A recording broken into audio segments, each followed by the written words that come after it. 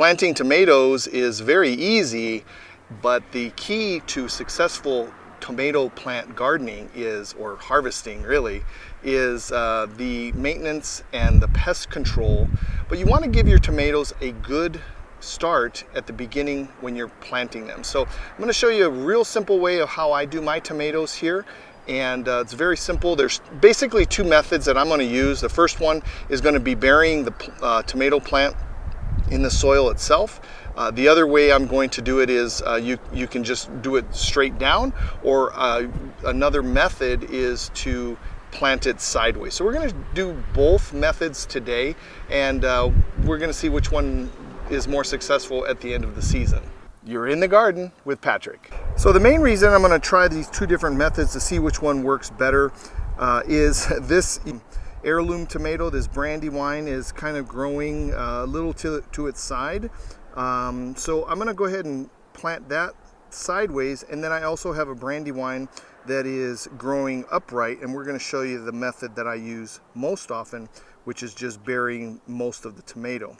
Now, if you see here on this tomatoes, all tomatoes on the stem, all your tomato plants will have, you can see here, these little hairs along its stem. Those, what look like hairs, are actually roots that can potentially grow. So the key with your growth of the tomato plants is to keep them nice and cool, and the root ball especially, and you want to have them evenly watered especially. So the further down they go, the cooler those roots will be and the stronger that plant will be. So we're going to show you at the end of the season how these grow and the different root structure. So what I've done here is I've dug a hole for the first one that we're going to do, and you can see here the ground level is right about this level here. Okay, so what you're going to see is you're going to bury this plant into the ground. So my success over the years has been by adding some nutrients in the actual hole. I'm going to use granular fertilizer that I have. Okay, just a normal, 555 granular fertilizer, something that you can find. Doesn't have to be anything special. I also use this bone meal, a little bit of bone meal. Bone meal will help specifically for the phosphorus in the bone meal, will help to grow the flowers and the fruit. So the flowers need to have the phosphorus to grow. And then the third thing that I use is my earthworm castings. I'll just use a handful of that, and I don't really measure anything. I just use about a handful. Mix that up in my bed here before I put my tomato in. So now that I've dug my hole, I'm going to gently take my tomato plant out. Again, there's various methods that you can use. You can pinch off these leaves here just with your fingers, or you can just take that and plant. So then you're going to take that, turn it gently over with your fingers on the pot, and you can again see how the root structure is. Looks really nice as far as it's not root bound. Got some nice roots that are going on in here. And then remember, all of this is going to grow roots on top of all of that. So we're just going to stick that down into our hole. Then from there, what we're going to do is pretty much just cover it. Okay, we're going to cover this, and you're going to see again 3/4 of this plant is already going to be covered, and that's going to be great root system for this tomato plant. So just back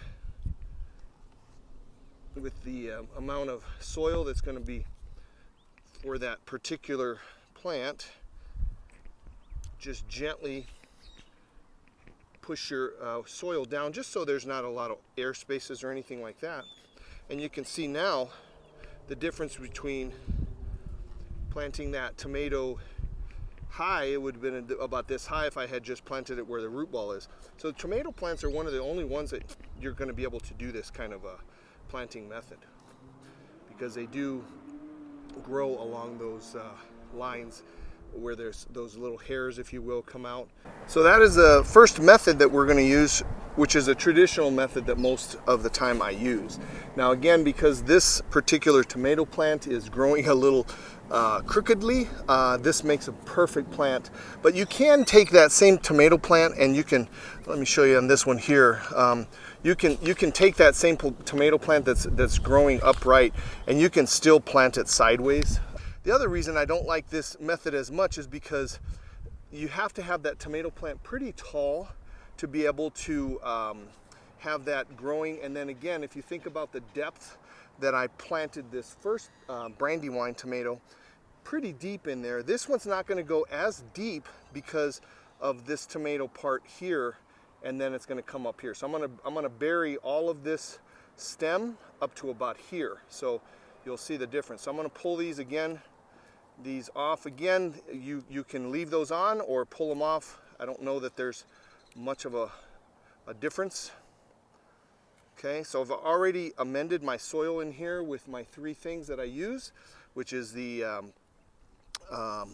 fertilizer, the granular fertilizer, the bone meal, and the worm casting. So same thing, you're going to gently pull this over here, loosen the soil by grabbing sides of the pot. Now again, look at the difference here. Same thing, nice root structure here. Everything looks good. So what we're going to do here now is we're going to just take this and I'm going to plant this sideways. And leave this in this way, and then I'm going to leave that. And then same method, you're just going to kind of back hoe or backfill these, and that's how we're going to do that. Now the same thing again is now the root structure is further down, but it's also a longer in this respect. So I don't know if that's going to make a lot. It's not as deep on most of the root structure. So again, 2 different methods, not necessarily one. Well, we'll find out this year if there is a difference. I'm planting the exact same variety right next to each other. If there is a difference between the 2 methods at the end of the season, well, not only that, but also the growing portion. So see if these 2 produce the same amount, being right next to each other, everything essentially the same. So then at the end of the season, we'll pull those out and we'll look at the root structures and see how those grew. All right, so the last thing that you're going to do, as I mentioned, is you're going to put some kind of a mulch down. I have straw. I'm going to be using straw today at this garden. And again, the straw or the mulch acts as 2 purposes. The first, most important one, is that, as I mentioned, keeps the roots cool and moist, evenly moist. So when you are watering, it doesn't dry out. Tomato plants especially hate to be dried. They also hate to be moist and wet. I shouldn't say moist, wet all the time. So by putting some kind of a mulch, again, you can use different things. You can use hay or straw. You can use also wood chips. You can use grass clippings.